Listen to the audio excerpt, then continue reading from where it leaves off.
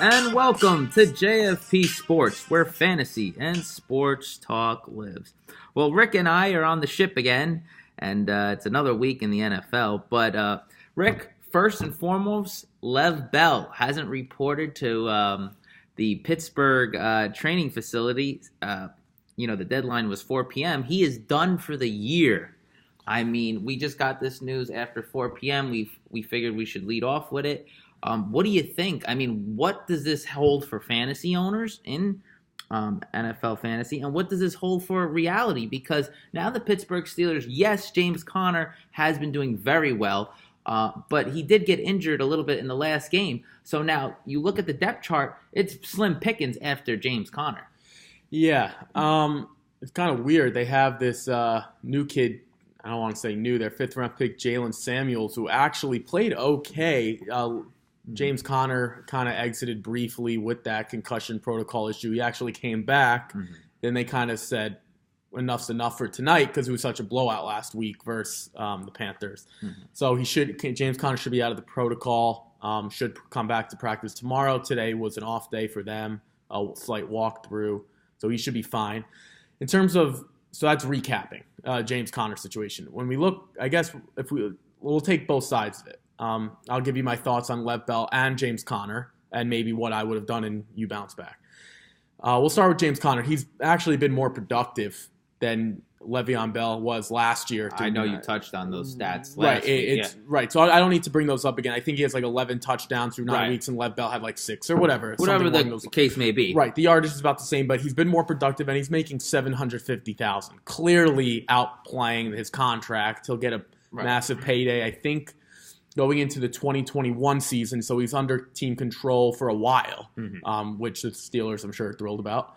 So no stones will be left untouched with him. They're just going to continue out the business. If you're Le'Veon Bell, look, he's making a statement, if nothing else. He was in Miami in his offseason home, comes back to Pittsburgh. I think he came back to Pittsburgh to really make sure that just in case there was something in the collective bargaining agreement that they weren't sure about or whatever, he was there. The problem is, to me, you shouldn't have to fly back to Pittsburgh. You should have all these answers already in your back pocket. You know what I'm saying? Like, he had all summer, whatever. He tweeted this was going to be his best year, and he didn't show up. As a James Conner owner who didn't even have to draft him, who picked him up right before the season started, I'm loving every minute of it. I actually had a friend who works for the Steelers kind of hint this to me for a few weeks that this wasn't going to happen. I'm not going to mention names, and that's not important. But he kind of told me that it wasn't going to happen. I didn't want to say anything on the air because I wasn't 100% sure, and I don't want to do anything bad for this reputation of the show here that we do so well to uphold. Lev Bell, look, I don't know how you feel. I kind of like the move. Right. It's $14.5 million left on the table, and look, next year. I'm sorry to cut you off. Next year it would be 25 if they were to re-tag him again. I think it's safe to say that the partnership, the marriage is over because if you're one of those messy divorces, right? If you're the Steelers, I mean, think about it. He's got it like 40 times his production for James Conner's $750,000, so that's not going to work. Let's be honest, I don't think they really knew what they had in James Conner. So, look, Le'Veon Bell, there's $14.5 million left on the table. If he gets the deal that he's looking for with the 3 years, like 50 guaranteed, and it's all guaranteed pretty much, or with some incentives or whatever, then it's a win-win for him because we saw what happened to Earl Thomas. Ronald Darby just tore his ACL the other night for the Eagles. So I like the move. I think it's good for the Steelers. If this is what Lev Bell wants, it's good for Lev Bell. Good for Lev Bell. If he doesn't get the deal, then we can take a look back and say it was wrong. But the Colts have cap money. The Jets have cap money. Someone is going to make a move. Someone's going to give him the money. What do you think? Well, to me, this is a This is a generational back. All right, Absolutely. We're not talking about just any type of real quick. Back is he better than Gurley or is he behind Gurley? Better. Okay, so he's your number one without overall a doubt. Okay, I would rank him too, but I completely because Gurley is he is a great running back, but he has complemented Sean McVay's system very well. I feel like day one you put Lev Bell in any situation. So you're saying Gurley's a little bit more of the system. Not that he wouldn't excel somewhere else, but the system is an A, and he's an A, and it matches to form an A+. Right, absolutely. And all you have to do is go back to 2 years ago with Jeff Fisher and Todd Gurley, and you saw what happened to Jared Goff. No, you know what? I never thought about that. You're absolutely right. And now with Lev Bell, I feel like this is a man, you put him in the slot, he becomes an instant, probably one of your best receivers, none other than your best running back. But to go forward, Lev Bell, I think this is great for Lev Bell. And people would say, well, he's being, selfish, Earl Thomas, he goes out there, you know what? He does it for the team, and what happens? He's giving the middle finger to the sideline as he's being carted off. The guy tears his ACL, and his future unknown. Right. We know what Lev Bell's future is going to be unless he does something reckless offseason or until then. He's going to make pretty much 40 to 50. Pretty much put him guaranteed, which that's what he was looking for. And pretty much just put yourself in bubble wrap till next year. But other than that, I think it's a great move. For Pittsburgh, I don't agree that it's a great move. For the mere fact they should have gotten the deal done, that's number one. Number two, yes, James Conner has done very well. Mm-hmm. But we are talking about the best, if not second best player to Antonio Brown in the league. And when you lose a productive player like that, yes, they have been treading water, if not a little bit better, with James Conner. But do you really trust Pittsburgh going into New England? And they couldn't do it with Lev Bell. Right, well, that was my point. And that's my point. And I'm not, look, I don't know if they're going to have to go to New England, but they're probably going to have to go to Arrowhead. Right, Arrowhead. No, so I'm looking at it, if realistically, look, and I'm not going to tell you what to believe and what not to believe. All I'm saying... But my point is pretty valid. No, I get exactly what you're saying. But what I'm going to take a look at it, look, I'm not going to sit here and say they knew what they had in James Conner because they probably didn't know what they had to this degree. Maybe they thought he'd be good. But, the way he's been playing, he's clearly a number one running back for any team other than the Rams, maybe. You know what I mean? Like, at the same time, maybe the Chiefs with Kareem Hunt or, like, Zeke Elliott. But he's a top 5, top 7 running back. Like, I can give you a lot of teams that would take James Conner right now, including the Ravens and including the Jets. So if we look at it, look, if you give Lev Bell the $50 million guaranteed or 45 or whatever it was in the offseason, look, I'm not saying you can't win, but you're probably still not better than New England, and you're probably still not better than the Chiefs, as we've come to see. So I think they might have picked the right option, a team-first guy, a guy who obviously battled Hodgkin's lymphoma, a Pittsburgh native. $750,000. I think they got it right. No, it's not a bad choice, but moving forward, okay, now it's hard to draw the comparison, but it is true.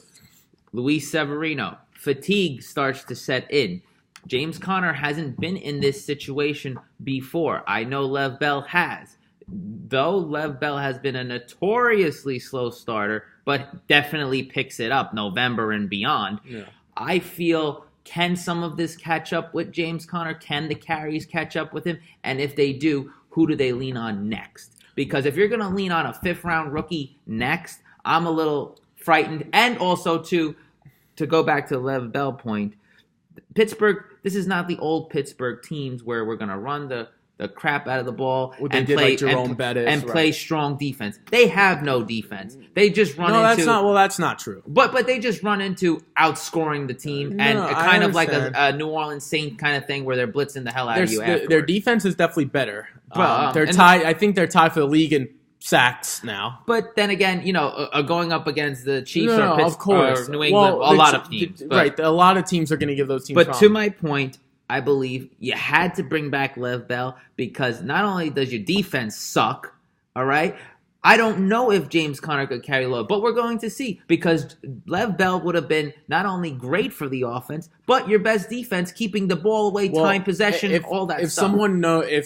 If there's a quarterback duo, other than Brady and Belichick, if there's a quarterback and coach duo, right? Excuse me, a quarterback and a head coach. I thought you were talking about 2 quarterbacks. No.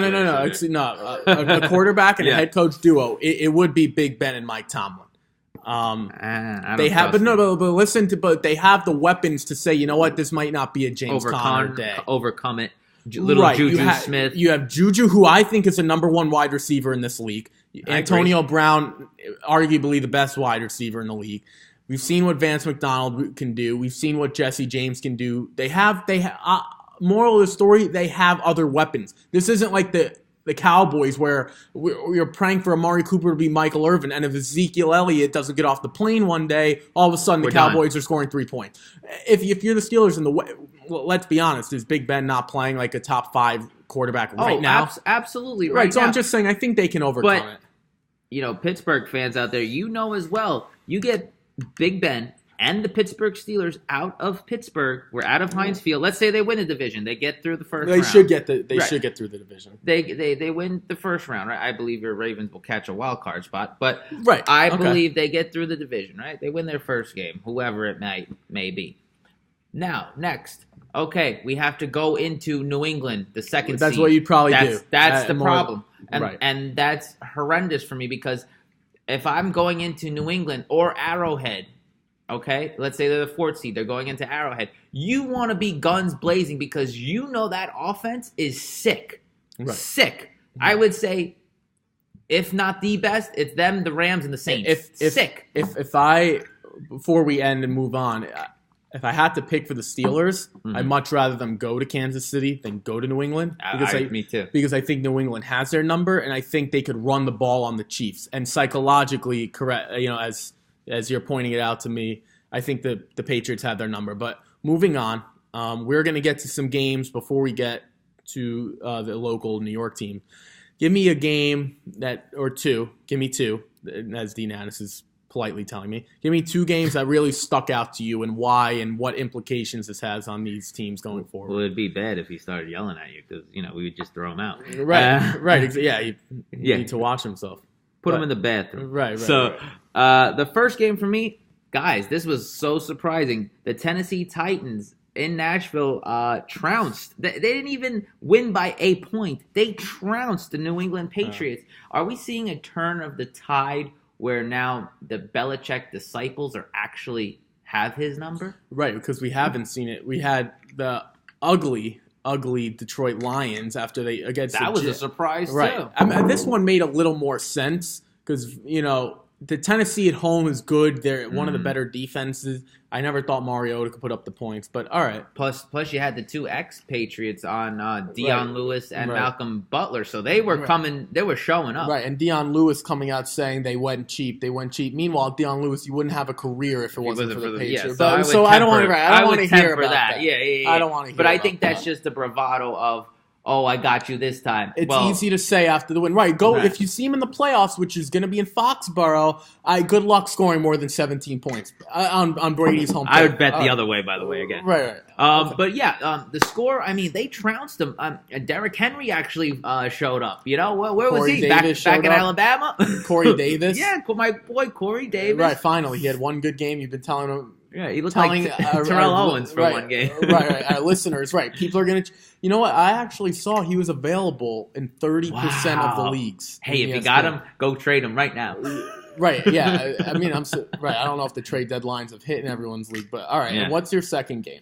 My second game, besides that, it's the New Orleans Saints at the Bengals. That was impressive. And I know it's like, you're probably saying, well, Puma, why are you picking this game? It was a blowout. It was 52 to whatever. No, but look how the Saints won.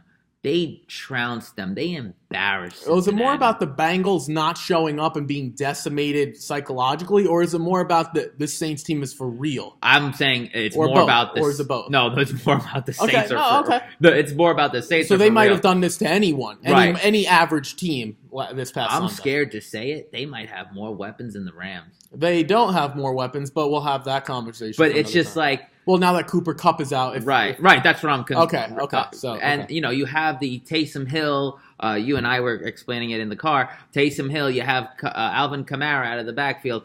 Ingram.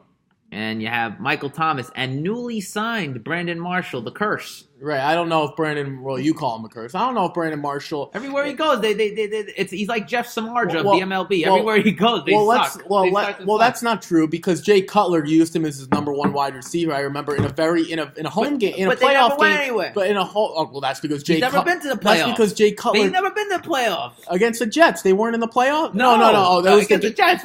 They were playing the same conference now. No. Oh my God. No, the Broncos.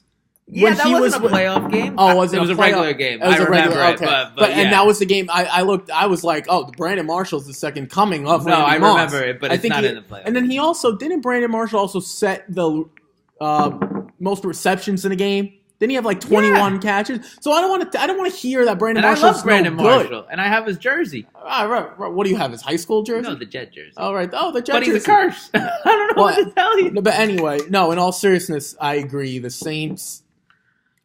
I think it might. I'm going to say it's a combination of both. If I didn't mean to interrupt, but the Bengals are just right. When I get my high chew, I won't interrupt. When the Bengals are just so they're just so demoralized. No AJ Green.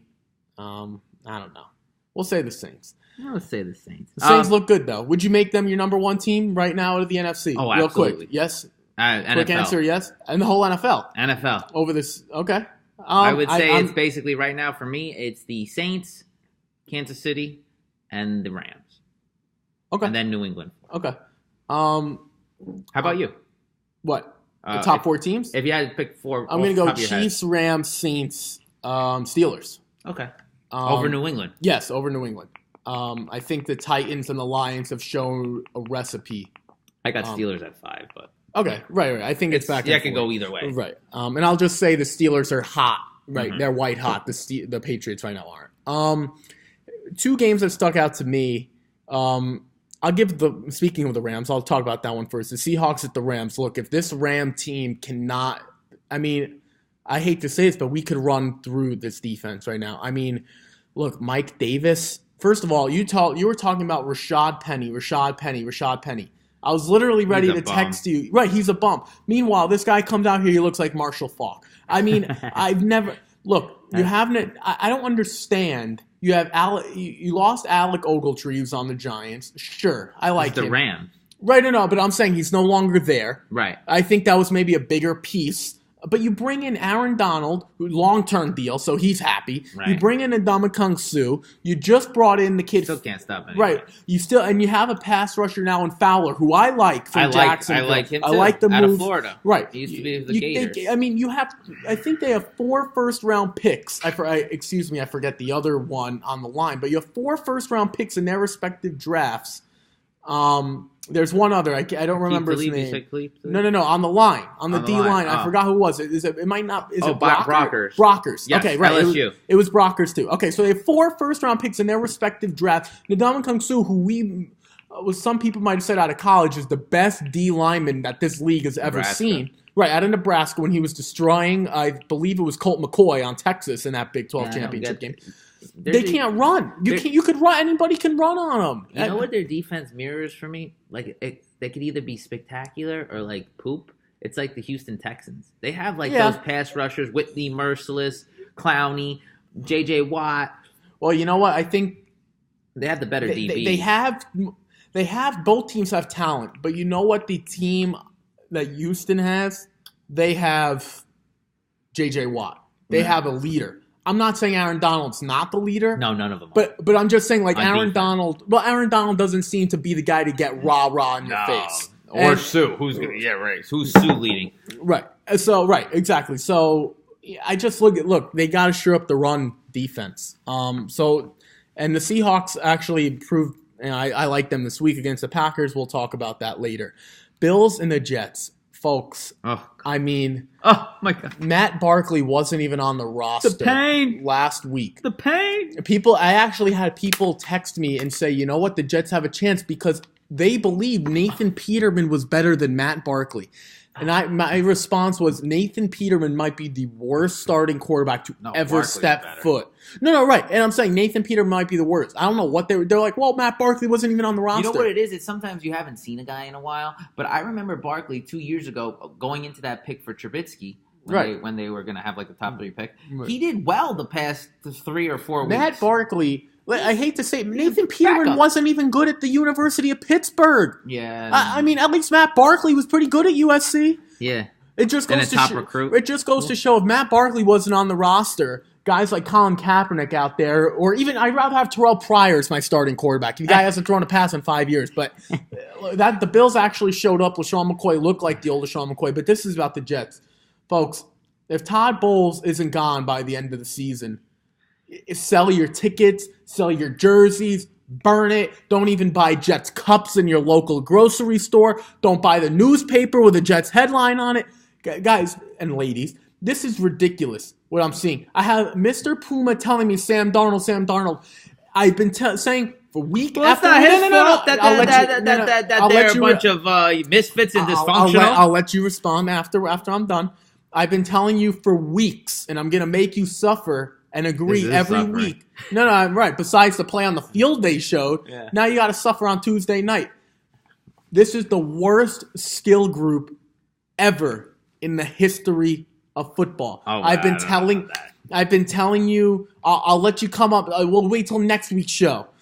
In recent memory, I'll say since 2000 in this century, this is the worst skill group I've ever seen.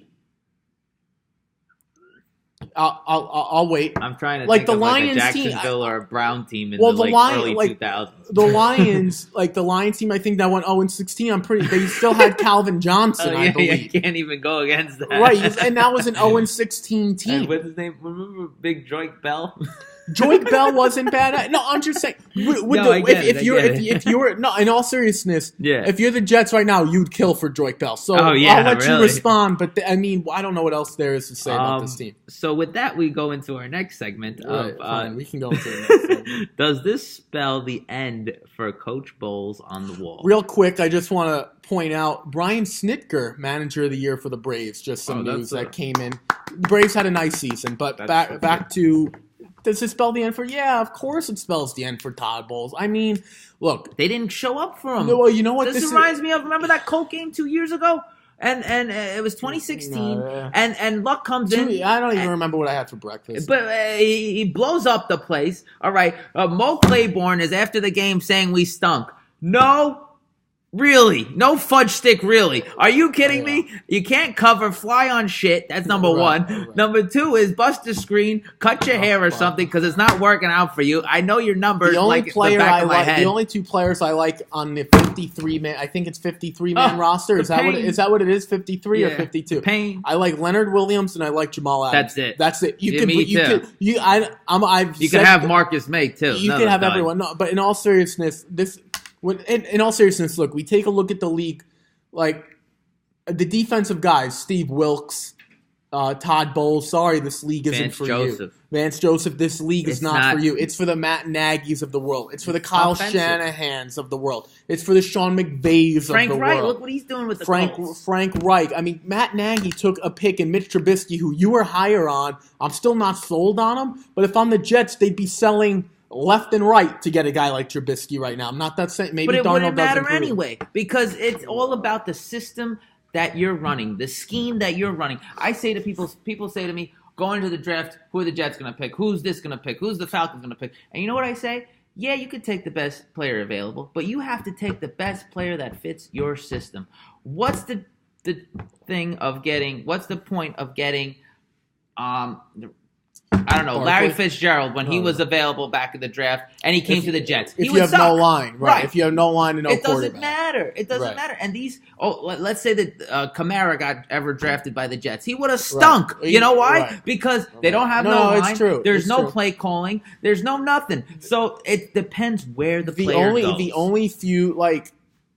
Who could get the most out of each player? There are very few guys, like I don't believe Alvin Kamara would have done well. Like, would an Adrian Peterson in his prime have done well? Probably, because he's a freak. Right. Like Lev Bell, that are just Lev Bell, or I think talented. A Gurley would have overcome things like that too. Maybe a David Johnson or a Zeke. But I don't believe a Kamara who's a pass catcher first would. So is this spell the end for Bowles for you? Duh. Yeah. Would you get rid of him before the season is over?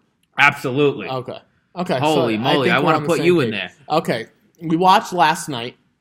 But by the way, I don't mean to cut you off. They won't get rid of him. You know why? Right, they'll wait till the end of the season. Because there's no one on the staff with any experience. So he's a shoo-in. Who are you going to put? Jeremy Bell? No. It's his first year being the offensive coordinator. Their team's a mess.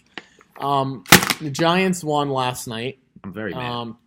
Game-winning drive by Eli. Odell Beckham I think he only had 4 or 5 catches, but he did have 2 touchdowns. So fantasy owners who have continued to stuck by were paid off. Odell after the game with Susie Colbert and the crew, the ESPN crew, who do a fantastic job, by the way. Great. According OBJ says the Giants can pull off 7 more victories. They were the comeback kids last night, but they were playing an undrafted Nick Mullins. From Southern Miss. The only reason Southern Miss was relevant was because Brett Favre tweeted him or called him or whatever he did, and his girlfriend or wife is attractive. Okay, fine. The kid actually looked half decent, Nick Mullins. But can the Giants actually do this in this pathetic NFC East? No. Are you out of your mind? I mean, most people would say, oh, look at back in 2010. Look back in 2012 when they went on that run. Yeah, it's a new league now. They don't do that anymore. They're in a hole. But look who they have to play. I mean, I think they got to play the Redskins again, who are better. They got to play the Eagles. On the road. Yeah, they got to play the Eagles again. That's not going to happen. And they got to play Dallas again. Yeah, so just look at the 3 teams in their division, and you could see that they're the worst out of all 3 of them. Yeah, it's kind of weird. Like, if I'm the Redskins, like, I don't want the Giants coming in all confident because I feel like they still do have the weapons. Like, if Eli does have a good game, they can beat teams. Like, they have the weapons, absolutely. Like, the Giants, I think, after the game last night, they would have, like, the 3rd pick, and the Jets would have, like, the 5th or something along those lines. Like, I think the Giants are much more set up for their future if they can get a quarterback than the Jets are. No, absolutely. And so they have the talent around them.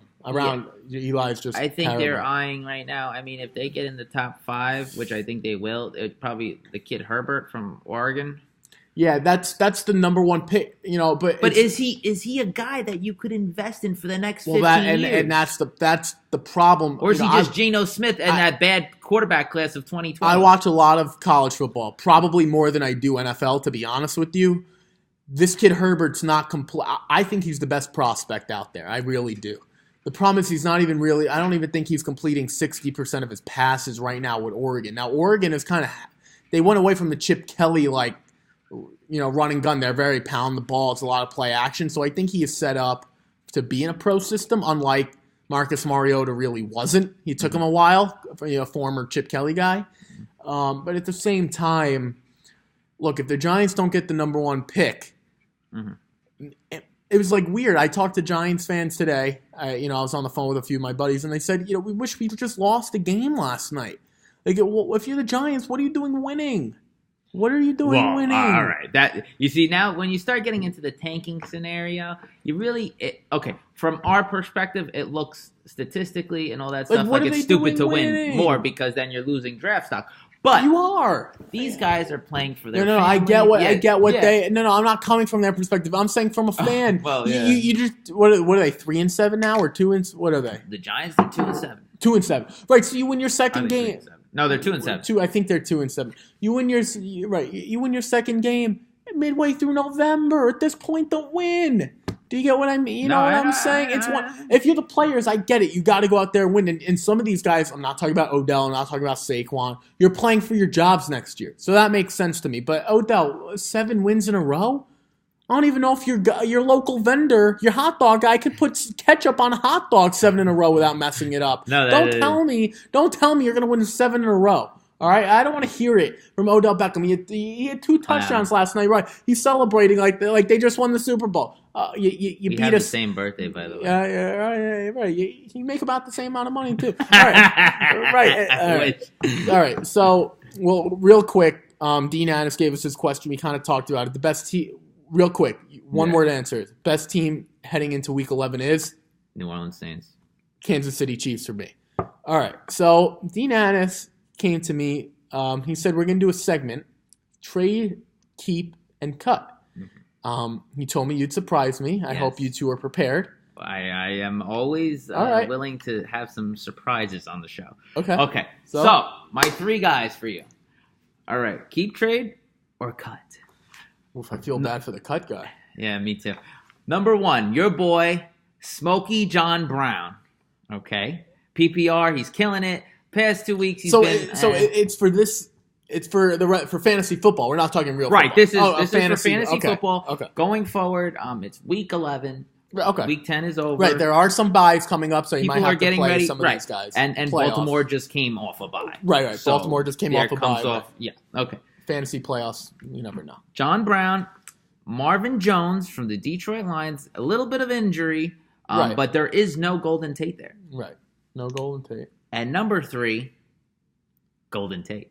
Philadelphia Eagles. I mean, the Eagle backfield is the worst. Now because now you got like 4 guys involved. Right, you have Josh Adams, Corey Clement, Wendell Smallwood, and Sproul. Tate. Well, Tate's not in the backfield. No, but they were doing some plays. So now you're okay. If you're going to include Sproles, 5 guys, and Sproles should be on his way back. Right. Okay. So right, you got Golden Tate, John Brown, and Marvin Jones, which these guys could be in the range of a wide receiver 2 flex. And you look at a lot of perspective. I mean, you could probably make the case to cut Golden Tate, but do keep in mind he does have Carson Wentz, so he can have that blow up game. What's your pick? I'm gonna cut Golden Tate. You're gonna cut him, and the reason that I'm going to is because the slot guys there just aren't. Zach Ertz is their slot guy. He is their tight end. No, but you know what I'm saying? No, yeah. It's one thing if he went to a team like New England, where Edelman's a little banged up, he plays on the outside, and you have Gordon, and now you throw in Golden Tate with no Gronk. All the good teams have tight ends, like Tyler Higbee's decent. Kelsey is a stud. Ertz is a stud. Gronk, when healthy, is a stud. I like the kid Vance McDonald. They have Ertz. They don't need a middle of the guy. They might do so. I think they could have done better. So I cut Golden Tate, even though I truly do believe he's the most talented of the group. I just think the situation hurts him. Who do I trade? You know what? I'm going to take that back. I would trade Golden Tate. I think he's got value. So you're not cutting him now? No. I'm not going to cut him. But you got to cut somebody out of the right. I'll cut John Brown only because Flacco's just so inconsistent. Marvin Jones had 3 catches for 55 yards midway through the second quarter before he got hurt. The injury I don't believe is long term, like a rest of the season type of thing. If it is a rest of the season type of thing, then obviously, you just let him go and whatever. But I think there's enough value for Golden Tate where some people might say, you know what, the Eagles, it's an upgrade for Carson Wentz. I'm just thinking the other way. That could completely blow up in my face, and I have no idea. It's a hard 3, right?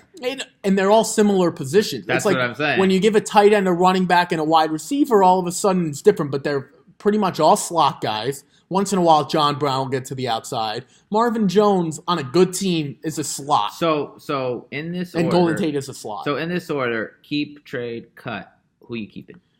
I'm going to keep Marvin Jones. So only Marvin just for Jones. Volume alone, because they don't run the ball well, and they gave Stafford a ton of money. They throw it. And we're trading Golden Tate. Right. And we're cutting John Brown. Right. And I personally like all 3 of them. I all think. Me too. I think right. No. It's a difficult decision. Like in the past, Dean Annis, you guys have come up with players that I'm like, oh, this is easy. Right. I don't really want to trade any of them. We actually thought about this one. Right. I don't want to trade. Yeah. I don't want to trade any of them. I don't want to cut any of them. If I had to play someone like week to week, though, I would trust Marvin Jones the most. I think Golden Tate and one less guy and John Brown are more hit or miss. Like they could be 25 or 5, and I don't like that for fantasy playoffs. Marvin Jones is usually in the 10 to 12 range if he's healthy. How do you look at it? I know there are some disagreements, my friends, so we'll get to them. So I am keeping Marvin Jones, like you are. Just for the pure fact of one less wide receiver in that. And he always got a lot of volume in the red zone. Anyway. You know what it is?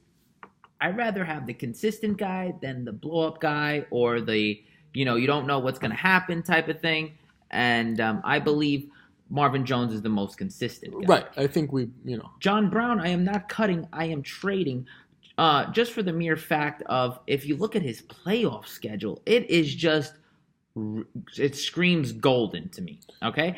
And I'm just going to read you off the games that he has. And it's particularly just this. Look, the games that John Brown has, okay? So this is Smokey 14, Brown. 15, 16? No, 11 to 16. Oh, 11 through 16. Yeah, okay. Cincinnati, Oakland, Atlanta, Kansas City, Tampa Bay, and the Chargers. The only one that scares me is probably the Chargers. Which hopefully, that would be the final for most, you shouldn't be playing. Your team should be better than you don't have to play John Brown anyway, unless you're in a really deep league. For me, that's a great schedule. And you know what? If I keep John Brown, I still have that boomer bust type of deal coming. He always comes with that factor. So you know what? Let me try to sell him off to another owner based on the schedule, based on the other games. So you're going to cut Golden Tate. And it leads to cutting Golden Tate because someone has to get cut. And I believe he has the lower opportunity. I just think Golden Tate has a bigger name. So I think you can get more. Realistically, if I had to play one of the three, I'm also looking forward, we're in draft pick type leagues. I think you can get something in return for next year, a higher pick. Because let's be honest, I think we would both agree we'd use Marvin Jones anyway. If you have to use two of the three, you're in trouble. You're in trouble. So what I'm saying is I just think for the picks alone, right, you can make the argument that John Brown has a better schedule, and the Eagles won last year. They have a tougher schedule. I'm completely with you. I'm just saying I think people would be willing to bite more. Look, Golden Tate week 1. Well, this is all dependent on the people that you play with. Really, at the end of the day. True. So it could go either one of these ways. Some people, you could actually end up cutting Marvin Jones. So it depends who you play with. This is a very good group. Very good group. So let's move on. Moving on, right. To our favorite segment. 3 games of the week, 3 wagers we place. I'm sorry, folks. I was not even close on the Bengals. Sorry, folks. I wasn't even close on the Falcons last week. Give me your 3 games of the week. Well, my 3 games... right now, Mr. Aaron Rodgers. He's a bad man. Thursday night game. They're in Seattle. I don't care if they were playing at Oklahoma. It's plus 2.5. Come on. Aaron Rodgers is the better quarterback. The Packers have the better skill position players on offense. I believe it's Packers all day long. Plus 2.5, that's great. And you're getting the plus because they're the underdog. Right. Atlanta. I love Atlanta. They're playing Dallas. I can't see Dallas go into Mercedes-Benz Stadium and beat them coming off a big win in Philly. They've never scored back-to-back 20-point games. So I agree. And I believe Atlanta gets back on track. Julio Jones burns them a couple of times.